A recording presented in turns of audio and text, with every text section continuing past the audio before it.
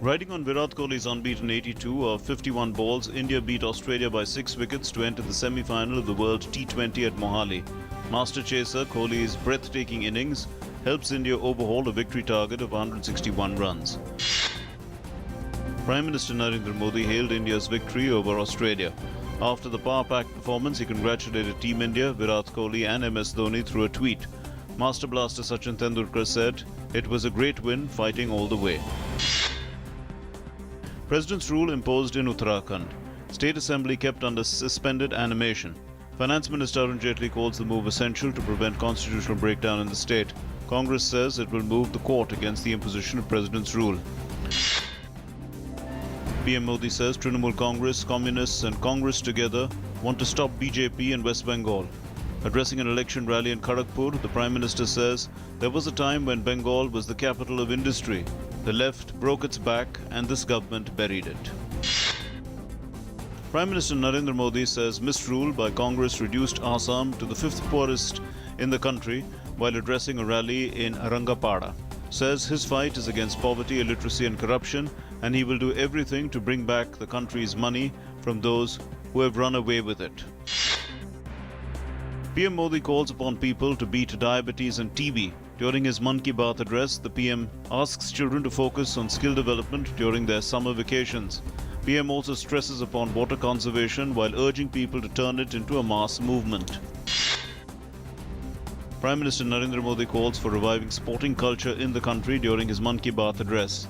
PM calls upon youth to take to football in a big way as India prepares to host the FIFA World Cup Under-17 Football World Cup next year. In Pakistan, over 69 people were killed and over 300 injured in an explosion in a public park in the eastern Pakistani city of Lahore on Sunday. The park was crowded with families, some celebrating Easter.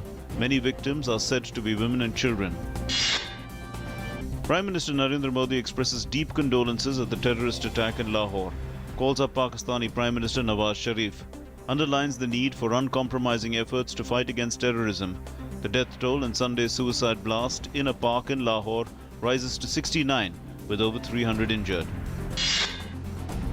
President Pranab Mukherjee will present 5 Padma Vibhushan, 8 Padma Bhushan and 43 Padma Shri awards today at a civil investiture ceremony to be held at Rashtrapati Bhavan.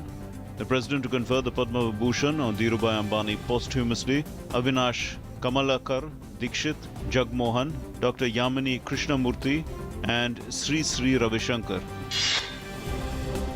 Pakistan's joint investigation team to visit the National Investigation Agency headquarters in New Delhi today. The 5-member JIT arrived in India on Sunday to investigate the January 2 Pathankot air-based terror attack allegedly carried out by Pakistan-based terror group Jaish-e-Mohammed.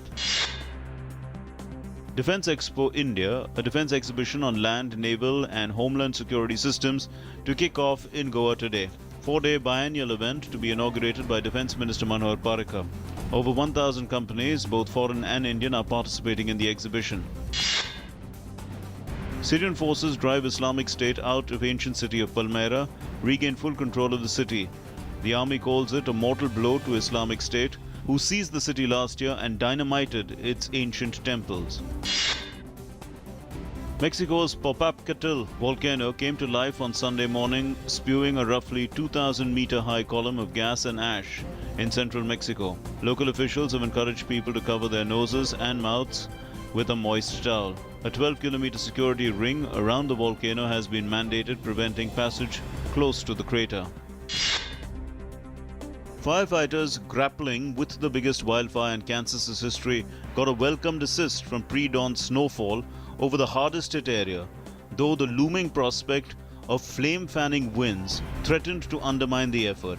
Forestry officials in both states said the fires had been 45% contained, including roughly one-third of the blaze in Barber County.